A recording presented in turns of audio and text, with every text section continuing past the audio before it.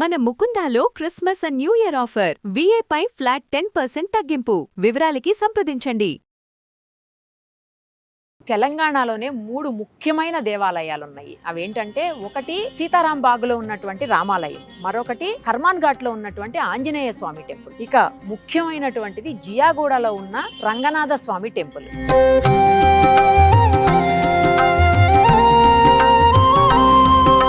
చాలా చాలా పురాతనమైనటువంటి దేవాలయాలు ఇవన్నీ కూడా. దాదాపు 450 ఏళ్ల నాటి ఆలయం ఈ ఆలయం అయితే. ప్రస్తుతం అక్కడే మనం ఉన్నాము. న్యూ ఇయర్ సందర్భంగా ఒక్కసారి స్వామివారికి వైకుంఠ ఏకాదశి పర్వదినానికి 5 రోజుల పాటు కంటిన్యూస్ గా పూజలు అవుతా ఉన్నాయి. 3వ తారీఖు వరకు కూడా ఈ పూజలు కొనసాగుతాయని తెలుస్తుంది. లోపలికి వెళదాం. స్వామివారికి ప్రత్యేకమైనటువంటి అలంకరణ చేశారు, అవన్నీ చూసేద్దాం. ఇంకొక స్పెషల్ ఏంటంటే, ఇప్పుడు మనం ఎక్కడైతే నిలబడి ఉన్నామో ఇదంతా కూడా పుష్కరిణి ఉంది కింద. మనం అంటాం కదా కోనేరు అని చెప్పేసి, ఆ కోనేరు ఉంది. ఆ కోనేరు పైనే స్వామివారి ఆలయాన్ని నిర్మించారు. ఆ కోనేరులోనే స్వామివారికి ప్రతిసారి కూడా బ్రహ్మోత్సవాల టైంలో అక్కడి నుంచి జలాన్ని తీసుకొచ్చి అభిషేకం చేస్తారు. ఇలా ఎక్కడా కూడా ఉండదు. శ్రీరంగంలో ఉన్నటువంటి ఆలయానికి ప్రత్యేకమైనటువంటి ప్రతీకగా, అలాగే సేమ్ యాసిస్ రిప్లికా అన్నమాట ఈ ఆలయం. శ్రీరంగం వెళ్ళలేని వాళ్లకు, అలాగే తిరుపతి ఆలయాన్ని దర్శించుకునే అవకాశం లేని వాళ్లకు ఈ వైకుంఠ ఏకాదశి సందర్భంగా ఈ ఆలయాన్ని గనక, స్వామివారిని గనక దర్శనం చేసుకుంటే, సేమ్ అక్కడ ఎలా అయితే మనం ఎంత హ్యాపీగా ఫీల్ అవుతామో అక్కడ దర్శనం చేసుకుంటే, అలాగే ఇక్కడ కూడా అనిపిస్తుంది. అదే పాజిటివ్ వైబ్స్ ఉంటాయి. అలాగే ఇక్కడ కూడా ప్రత్యేకమైనటువంటి ఆశీర్వాదాలు లభిస్తాయని చెప్పి భక్తులందరిలో నమ్మకం ఉంది. ఏ కోరిక కోరుకున్నా తీర్చేటువంటి స్వామిగా ఈ పద్మనాభ స్వామిని నమ్ముతూ ఉంటారు. ఒక్కసారి దర్శనం చేసుకుందాం. అలాగే ఆలయానికి సంబంధించినటువంటి మరింత చరిత్రను కూడా తెలుసుకుందాం.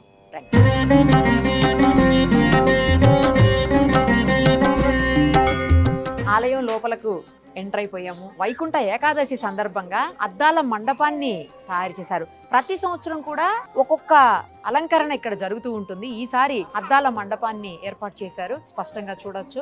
ఇది 3వ తారీఖు వరకు ఇలాంటి అలంకరణ ఇక్కడ ఇలాగే కొనసాగుతుంది. ఒక పాజిటివ్ వైబ్స్ అయితే ఈ ఆలయంలో అనిపిస్తున్నాయి. మార్నింగ్ నుంచి మేము ఇక్కడే ఉన్నాము. జనవరి 1 సందర్భంగా ఆలయాన్ని ఒక్కసారి మేము దర్శనం చేసుకుని మీకు కూడా దర్శనం చేయించాలన్న ఉద్దేశంతో వచ్చున్నాము. నంగనూరు వానమాముల జియర్ స్వామికి కలలో ప్రత్యక్షం అయ్యి రంగనాథ స్వామి ఇక్కడ ఇలా జీర్ణోద్ధరణ అయిపోయినటువంటి దేవాలయం ఉంది అని ఆయన కల్లో వస్తే, ఆయన మళ్ళీ పునరుద్ధరించినటువంటి పరిస్థితి. అంటే మనకు తెలుసు కదా, ఆ రోజుల్లో దేవాలయాలు కొన్ని పట్టించుకోకపోవటం వల్ల అలా పాడైపోతూ ఉండేవి, క్షీణిస్తూ ఉండేవి. అలాంటి ఆలయాన్ని మళ్ళీ పునరుద్ధరించారనమాట. సో అందుకే ఇక్కడే ఆ స్వామి ఇప్పటికీ కూడా ఉన్నారు అనేటువంటి ఒక ఫీలింగ్ అందరిలో ఉంటుంది. కారణం ఏంటంటే, ఎన్నో సంవత్సరాల నుంచి ఆ స్వామి ఇక్కడే స్వయంభూగా వెలిశారు అని ఒక నమ్మకం ఉంది. సో అందుకోసం అని చెప్పేసి స్వామివారిని దర్శనం చేసుకుంటే అంతా మంచే జరుగుతుందని ఒక నమ్మకం ప్రగాఢంగా భక్తుల్లో ఉంటుంది. ఏ రోజైతే వైకుంఠ ఏకాదశి ఉందో ఆ రోజు ఏకంగా 1,25,000 మంది భక్తులు స్వామివారిని దర్శనం చేసుకున్నారంటే మనం స్వామివారి మహత్తుని అర్థం చేసుకోవచ్చు. తర్వాత ప్రతి నెల రేవతి నక్షత్రం రోజు స్వామివారికి ప్రత్యేకంగా అభిషేకం చేస్తారు. ఒక్కరోజే అభిషేకం జరుగుతుంది స్వామివారికి, అది ఆ రోజే. స్వామివారిని దర్శించుకోవడానికి ముందే శ్రీరంగనాయకి అమ్మవారి ఆలయం ముందే ఉంటుంది. దర్శనం చేసుకుని ఆ తర్వాత స్వామివారి దర్శనానికి వెళుతుంటారు. ఆ వజ్ర కవచం కనిపిస్తుంది చూడండి అమ్మవారికి. ప్రత్యేకంగా వైకుంఠ ఏకాదశి సమయంలో మాత్రం 5 రోజులు మాత్రమే అమ్మవారిని ఈ రకంగా అలంకరిస్తారు. ఇంకొకటి, అమ్మవారికి ప్రతి శుక్రవారం కూడా అభిషేకం చేస్తారు. 21 వారాల పాటు అభిషేకంలో పాల్గొని అమ్మవారికి పూజ చేస్తే సంతానం లేని వాళ్ళకి సంతానం కలుగుతుంది, అలాగే వివాహం కాని వాళ్లకు వివాహం జరుగుతుంది అనేటువంటి ఒక ప్రగాఢ విశ్వాసం కూడా ఇక్కడ భక్తుల్లో ఉంది. ఒకసారి స్వామివారిని కూడా చూద్దాం, ఎందుకంటే స్వామివారు మొత్తం అంతా కూడా బంగారంతో నిండిపోయి ఉంటారు. ఒక్కసారి చూద్దాము. ఇప్పుడు అసలే బంగారానికి విపరీతమైన డిమాండ్ ఉంది కదా, అంటే స్వామివారికి కూడా మామూలుగానే అనంత పద్మనాభ స్వామి అంటేనే మొత్తం తెలుసు కదా, అంతా కూడా విపరీతమైనటువంటి సంపద. సో ఒక్కసారి స్వామివారిని ఆ బంగారంలో చూసేద్దాం పదండి. అనంతమైన సంపదలు ఇచ్చే అనంత పద్మనాభ స్వామి ఒక్కసారి దర్శనం చేసుకోండి. 2 కళ్ళు సరిపోవు. మొత్తం కూడా నేను ఇందాకే చెప్పాను, అంతా స్వామివారు స్వర్ణమయం అయిపోయారు, బంగారంతో నిండిపోయారు. ఇప్పుడు అసలే బంగారం విలువ తెలిసిందే. ఇక స్వామివారు ఎప్పుడు కూడా సంపదలకి కొలువై ఉంటారు. స్వామివారు అసలు అనంత పద్మనాభ స్వామి అంటేనే మొత్తం సంపద. స్వామివారికి ముందు మనకు కనిపిస్తుంది క్షీరసాగర మదనానికి సంబంధించినటువంటి ఆ ప్రతీక ఎలా ఉంటుందో సేమ్ అలాగే ఉంది. ఇప్పుడు ఈ స్వామివారు ఉన్నటువంటి ప్లేస్ కూడా పుష్కరిణి మీద ఉంది. నేను ఇందాకే చెప్పాను కదా, కోనేరు మీద ఉన్నటువంటి పరిస్థితి.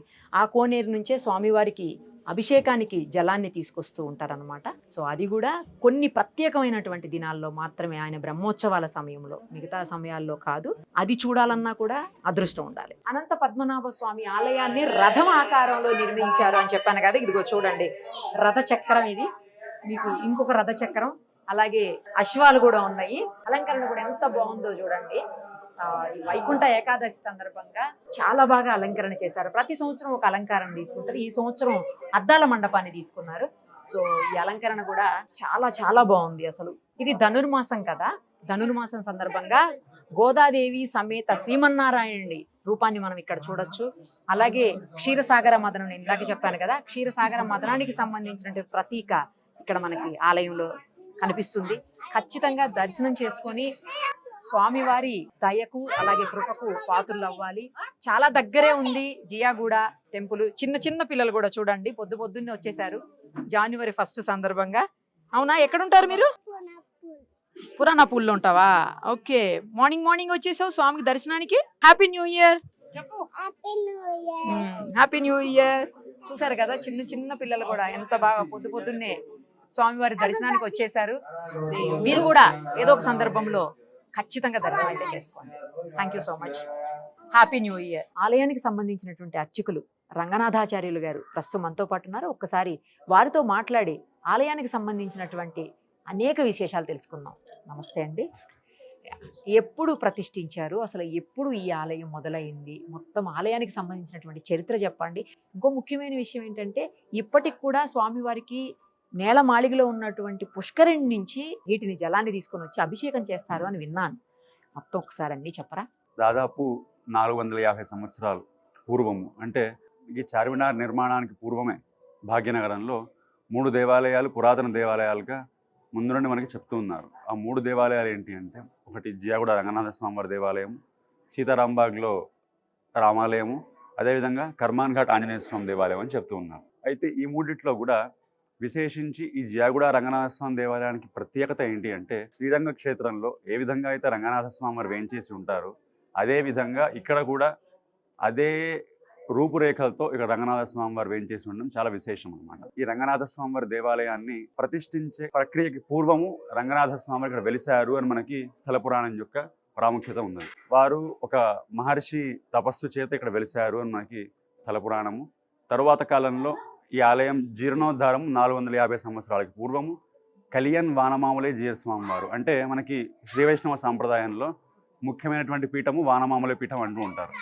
ఆ వానమామలే పీఠానికి పీఠాధిపతులు కలియన్ వానమామలే జీయర్ అని చెప్తూ ఉంటారు. వారు తమిళనాడులో వానమామలే క్షేత్రంలో ఉంటారనమాట. వారు ఈ దక్షిణ దేశ యాత్ర చేస్తూ ఈ ప్రాంతానికి వచ్చినప్పుడు ఈ ప్రాంతంలో ఉండే వారందరూ కూడా వాళ్ళ కోసం ఒక నివాస స్థానాన్ని ఏర్పాటు చేశారు. అందుకోసమని ఇక్కడ జియర్ స్వాములు ఎక్కువగా నివాస స్థానాన్ని ఏర్పాటు చేశారు.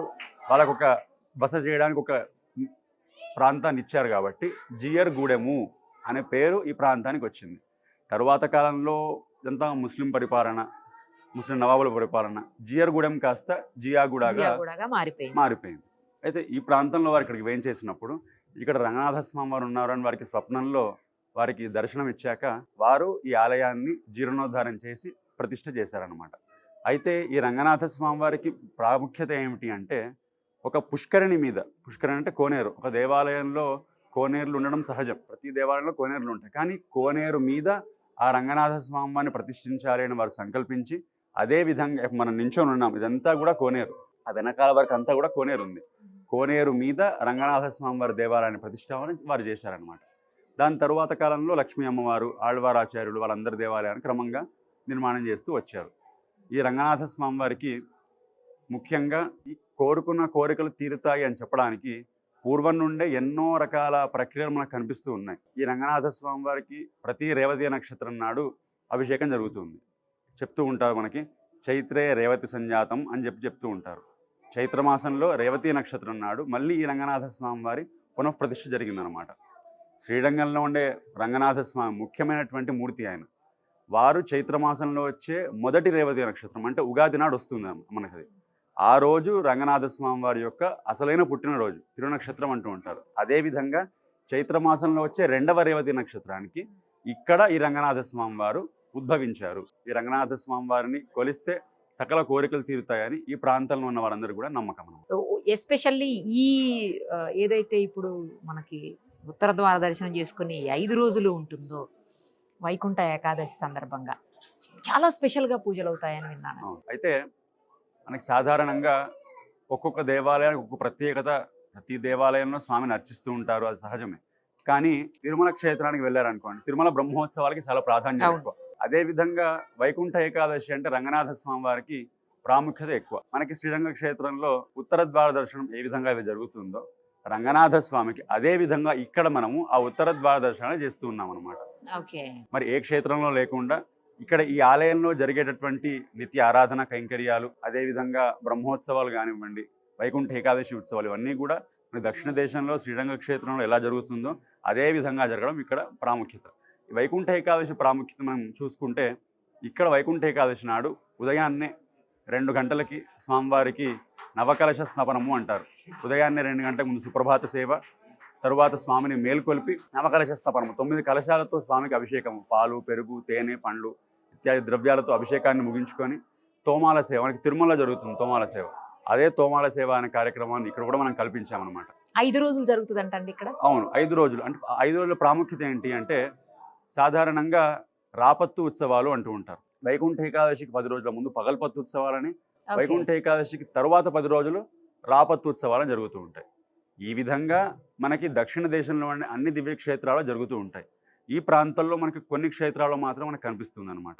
ఇక్కడ మన క్షేత్రంలో మనము 5 రోజుల పాటు కూడా రాపత్తు ఉత్సవాలు, అంటే నమ్మాళ్ళవార్లకి సంబంధించినటువంటి రాపత్తు ఉత్సవములు 5 రోజులు రాపత్తు ఉత్సవాలను జరిపి ఈ 5 రోజులు కూడా భక్తులందరి కోసమని మనకి సాధారణంగా వైకుంఠ ఏకాదశి ఇంతకు ముందు కేవలం 3 రోజులు చేసేవారు. కానీ భక్తుల ఈ రాపత్తు ఉత్సవాలు మాత్రం మనకి 5 రోజులు ఉండేది. ఓకే. కానీ భక్తుల యొక్క తాకిడి పెరిగిపోయింది తరువాత కాలంలో. భక్తులందరికీ కూడా సౌకర్యం కల్పించాలి, వారందరికీ కూడా వైకుంఠ ద్వార దర్శనం యొక్క సౌకర్యం కల్పించాలనే భావనతోనే 5 రోజులు అదే రంగనాథ స్వామి వారిని ఎటువంటి మార్పు లేకుండా అదే వైకుంఠ ఏకాదశి అలంకారంతోనే భక్తుల కోసమని 5 రోజులు వైకుంఠ ద్వార దర్శనాన్ని ఏర్పాటు చేసి 3వ తారీఖు వరకు, 3వ తారీఖు వరకు ఉత్తర ద్వార తారీఖు ప్రారంభమైంది. ఓకే. 3వ తారీఖు వరకు కూడా 5 రోజులు మనకి వైకుంఠ ద్వార దర్శనం ఉంటుంది. భక్తులందరికీ కూడా వారి సౌకర్యార్థము 5 రోజులు స్వామివారికి వైకుంఠ ద్వార దర్శనాన్ని కల్పించాం. Thank you sir.